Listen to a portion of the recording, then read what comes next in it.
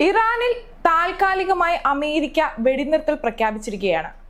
ഇതൊരു സമാധാനത്തിന്റെ നീക്കമായിട്ട് നമുക്ക് കരുതാമോ? അഞ്ജന, സമാധാനത്തിൻ്റെ നീക്കം എന്നതിനേക്കാൾ ഉപരിയായിട്ട് ഇപ്പോൾ ഈ വെടിനിർത്തൽ താൽക്കാലികമായി നിലവിൽ വന്നിരിക്കുന്നത് വെടിനിർത്തൽ കരാറോ അല്ലെങ്കിൽ ഏതെങ്കിലും തരത്തിലുള്ള പ്രഖ്യാപനമോ അല്ല. 15-ാം ദിവസം ഈ പറയുന്ന അമേരിക്ക ഇറാനിലേക്ക് ആക്രമണങ്ങളൊന്നും നടത്തിയില്ല എന്നുള്ളതാണ് അതിലേറ്റവും പ്രധാനപ്പെട്ട കാര്യം. അല്ലാതെ ട്രംപ് ഏതെങ്കിലും തരത്തിലൊരു വെടിനിർത്തൽ പ്രഖ്യാപിക്കുകയോ വെടിനിർത്തൽ കരാർ നിലവിൽ വരികയോ ചെയ്തിട്ടില്ല. പക്ഷേ ഇപ്പോൾ തൽക്കാലത്തേക്ക് ഒരു യുദ്ധമില്ല എന്ന പ്രതീതി ഉണ്ടാക്കുന്ന വിധത്തിൽ അവിടെ ഒരു നിർണായകമായ നീക്കം അമേരിക്ക നടത്തുന്നു എന്നുള്ളതാണ് മനസ്സിലാക്കേണ്ടത്. രണ്ട് വേർഷനാണ് ഇതുമായി ബന്ധപ്പെട്ട് അന്താരാഷ്ട്ര മാധ്യമങ്ങൾ നൽകുന്നത്. അതിൽ ഏറ്റവും പ്രധാനപ്പെട്ടത് ആദ്യത്തേത് ട്രംപിന് യുദ്ധം മടുത്തു തുടങ്ങി എന്നുള്ളതാണ്. ട്രംപുമായി ബന്ധമുള്ള അടുപ്പക്കാരായ ചിലരെ ഉദ്ധരിച്ചുകൊണ്ട് ചില അന്താരാഷ്ട്ര മാധ്യമങ്ങളും വാർത്താ ഏജൻസികളും നൽകുന്ന വിവരം ട്രംപിന് ഈ യുദ്ധത്തിൽ താല്പര്യം കുറഞ്ഞു തുടങ്ങിയിരിക്കുന്നു എന്ന് വെച്ചാൽ ട്രംപിൻ്റെ ഉപദേശകരടക്കമുള്ള ആളുകൾ ഈ യുദ്ധം ഇനിയും മുന്നോട്ട് കൊണ്ടുപോകാനുള്ള സാമ്പത്തിക സ്ഥിതി അമേരിക്കയ്ക്ക് ഇല്ല എന്നും ഇനിയും യുദ്ധം മുന്നോട്ട് പോവുകയാണെങ്കിൽ ഗൾഫ് രാജ്യങ്ങൾ അമേരിക്കയുമായി ഇടയുമെന്നും അത് അമേരിക്കയുടെ അന്താരാഷ്ട്ര തലത്തിലുള്ള പ്രതിച്ഛായയെയും ഒപ്പം നയതന്ത്ര ബന്ധങ്ങളെയും പ്രതികൂലമായി ബാധിക്കുമെന്നും ഉപദേശം നൽകി, അല്ലെങ്കിൽ അത്തരത്തിൽ ഒരു റിപ്പോർട്ട് ട്രംപിന് നൽകി. അത് കണ്ട് ഭയന്ന് അല്ലെങ്കിൽ അതിൻ്റെ ആശങ്കയെ തുടർന്ന് ട്രംപ് തൽക്കാലത്തേക്ക് യുദ്ധം നിർത്താൻ തീരുമാനിക്കുകയായിരുന്നു എന്നുള്ളതാണ് പുറത്തു വരുന്ന ഒരു വേർഷൻ. രണ്ടാമത്തെ കാര്യമെന്ന് പറയുന്നത് ഖത്തറിൻ്റെയും ഈജിപ്തിൻ്റെയും നേതൃത്വത്തിൽ കാര്യമായ മധ്യസ്ഥ ചർച്ചകൾ നടക്കുന്നുണ്ട്. ഇറാനുമായി ഖത്തറും ഈജിപ്തും കാര്യമായി കൂടിയാലോചനകൾ നടത്തിക്കൊണ്ടിരിക്കുന്നു. അതിൻ്റെ അടിസ്ഥാനത്തിൽ ഇറാൻ യുദ്ധം നിർത്തുകയാണെങ്കിൽ മാത്രമേ ചർച്ചയ്ക്കുള്ളൂ എന്ന നിലപാട് അറിയിക്കുകയും ആ നിലപാടിൻ്റെ അടിസ്ഥാനത്തിൽ അമേരിക്ക ഇറാൻ ചർച്ചയ്ക്ക് വരാൻ വേണ്ടി ഈ യുദ്ധം നിർത്തിവെക്കുകയും ചെയ്തു എന്നുള്ളതാണ് മറ്റൊരു വിവരം. എന്തായാലും അമേരിക്കയെ സംബന്ധിച്ച് ഇത്രയും നാൾ കഴിഞ്ഞ 14 നാൾ തുടർച്ചയായി ഒരു മയവുമില്ലാതെ നടത്തിക്കൊണ്ടിരുന്ന ഇറാനിലേക്കുള്ള ആക്രമണങ്ങൾ പൊടുന്നനെ നിർത്തിവെച്ചിരിക്കുന്നു എന്നുള്ളതാണ് ഏറ്റവും പ്രധാനപ്പെട്ട കാര്യം. അതേസമയം തന്നെ തീർച്ചയായിട്ടും ഒരു നേരിയ താൽക്കാലിക ആശ്വാസം എന്ന് മാത്രമേ ഇതിനെ പറയാൻ കഴിയൂ. കാരണം ഹോർമൂസ് കടലെടുക്ക് അടഞ്ഞു കിടക്കുന്നിടത്തോളം കാലം ഹൂത്തികളും സൗദിയും തമ്മിൽ ഇപ്പോൾ പുതിയൊരു യുദ്ധമുഖം തുറന്നിട്ടുണ്ട്. അതിന് പ്രധാനപ്പെട്ട കാരണവും അമേരിക്കയുടെ ഈ നീക്കം തന്നെയാണ്. കാരണം അമേരിക്ക സൗദി അറേബ്യയുമായി ഒരു കരാറിൽ ഒപ്പുവെച്ചിരുന്നു. അതൊരു ആണവ കരാറാണ്. ആണവ സമ്പുഷ്ടീകരണത്തിന് സൗദിക്ക് എല്ലാവിധ പിന്തുണയും കൊടുക്കും അല്ലെങ്കിൽ അനുമതി നൽകിക്കൊണ്ടുള്ള ഒരു കരാറായിരുന്നു. ആ കരാർ എന്ന് പറയുന്നത് ഇറാൻ ഏതെങ്കിലും തരത്തിൽ ആണവ പരീക്ഷണങ്ങൾ നടത്തി ഒരു ആണവശക്തിയായി വരുന്ന ഘട്ടമുണ്ടായാൽ ഇറാനെതിരെ സൗദിയെ ഉപയോഗിക്കുക, പശ്ചിമേഷ്യയിൽ നിന്ന് തന്നെ ഇറാന് കനത്ത പ്രഹരം ഏൽപ്പിക്കുക എന്ന ലക്ഷ്യത്തോടു കൂടി സൗദി അറേബ്യയെ ഒരു ആണവ ശക്തിയാക്കി മാറ്റാനുള്ള അമേരിക്കയുടെ കുതന്ത്രമാണ് ഇതിന് പിന്നിൽ എന്നൊരു വാദമുണ്ടായിരുന്നു. എന്തായാലും ആ ഒരു സംഭവത്തിന് മുന്നോടിയായി ഈ ഇറാന്റെ പരമോന്നത നേതാവ് ആയത്തുള്ള അലി ഖാംനെയുടെ സംസ്കാര ചടങ്ങിൽ പങ്കെടുത്തു മടങ്ങിയ യമനിലെ ഹൂത്തി സംഘത്തിലെ തലവന്മാരുടെ വിമാനത്തിന് നേരെ സൗദി ഒരു ആക്രമണം നടത്തിയിരുന്നു ഈ കരാറിന് മുമ്പ്. ആ ആക്രമണത്തെ തുടർന്ന് തലനാരിഴയ്ക്കാണ് ഹൂത്തി വിമതരുടെ തലവന്മാർ രക്ഷപ്പെട്ടത്.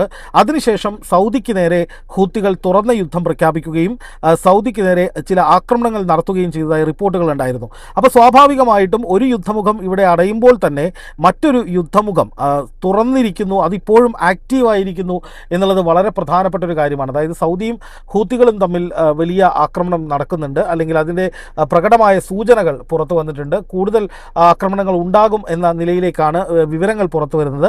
അപ്പോൾ സ്വാഭാവികമായിട്ടും ഈ ചെങ്കടൽ അടയ്ക്കുന്നതടക്കമുള്ള ചെങ്കടലിലെ ബാബൽ മന്ദബ് കടലെടുക്ക് അടച്ചുപൂട്ടുന്നതടക്കമുള്ള നടപടികളിലേക്ക് ഹൂത്തികൾ ചിലപ്പോൾ ഈ ഘട്ടത്തിൽ കടക്കാൻ സാധ്യതയുണ്ട് എന്ന റിപ്പോർട്ടുകളും പുറത്തു വരുന്നുണ്ട്.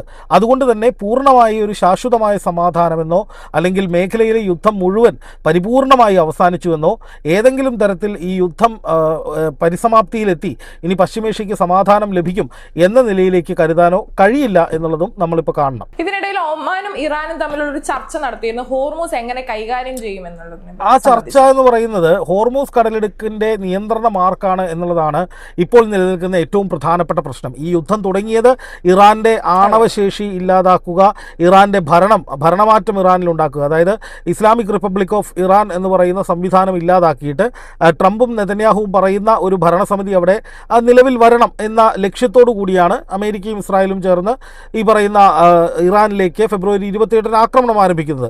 പക്ഷേ ആക്രമണം ആരംഭിച്ച് അധികം കഴിയുന്നതിന് മുമ്പ് തന്നെ ഇറാൻ ശക്തമായ പ്രത്യാക്രമണം നടത്തുന്നു. ആയത്തുള്ള അലി ഖാംനെയി കൊല്ലപ്പെട്ടിട്ടും ഇറാനിൽ യാതൊരു പ്രശ്നവും ഉണ്ടാകുന്നില്ല, അല്ലെങ്കിൽ അവിടെ ഒരു ഭരണമാറ്റത്തിന് വേണ്ട ആഭ്യന്തര കലഹങ്ങളോ ആഭ്യന്തര കലാപങ്ങളോ ഉണ്ടാകുന്നില്ലെന്ന് മാത്രമല്ല, ഇറാനിലെ ജനങ്ങൾ ഒറ്റക്കെട്ടായി ഭരണകൂടത്തോടൊപ്പം നിൽക്കുന്ന ഒരു സാഹചര്യം കൂടി അവിടെ സംജാതമായി. ഇതോടുകൂടിയാണ് ഈ യുദ്ധം തുടർച്ചയായി നീണ്ടുപോയത്.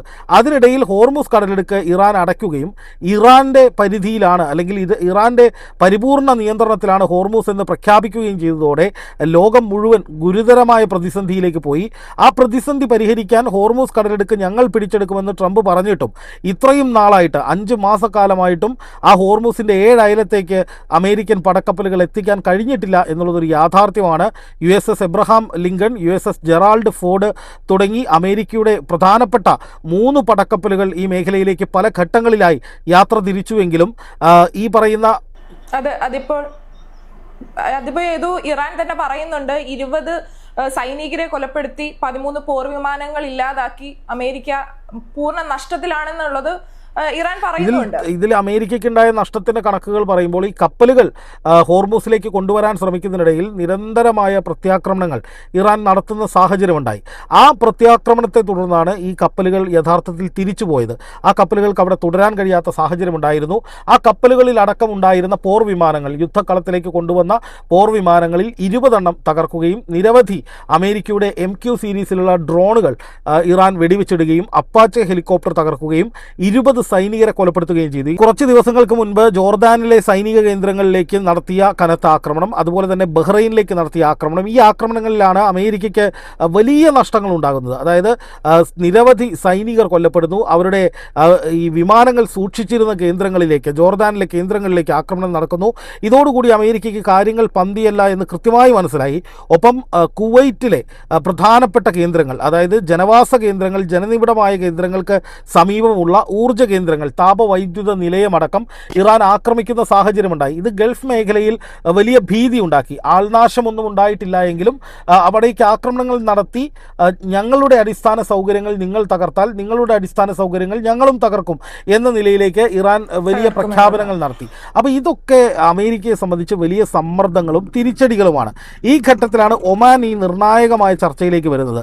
ഒമാനെ സംബന്ധിച്ച് ഈ ഹോർമുസ് കടലിടുക്കിൻ്റെ ഒരു പ്രത്യേകത എന്ന് പറയുന്നത് അത് ഇറാൻ തീരത്തും ഒപ്പം ഒമാനുമായും തീരം പങ്കിടുന്നുണ്ട്.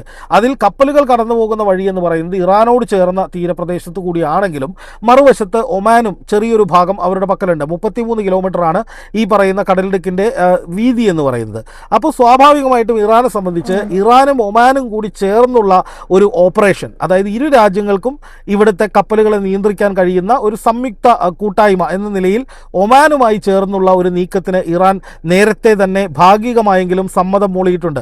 അല്ലെങ്കിൽ ഒമാനുമായി ചേർന്ന് ഹോർമുസ് നിയന്ത്രിക്കാൻ ഞങ്ങൾ തയ്യാറാണ്, പക്ഷേ മറ്റൊരു ബാഹ്യശക്തിയെ, അതായത് അമേരിക്കയാണ് ഉദ്ദേശിക്കുന്നത്, അമേരിക്ക ഉൾപ്പെടെയുള്ള മറ്റൊരു ബാഹ്യശക്തികളെയും ഹോർമുസിൽ ഇടപെടാൻ അനുവദിക്കില്ല എന്ന് നേരത്തെ ഇറാൻ പറഞ്ഞതാണ്.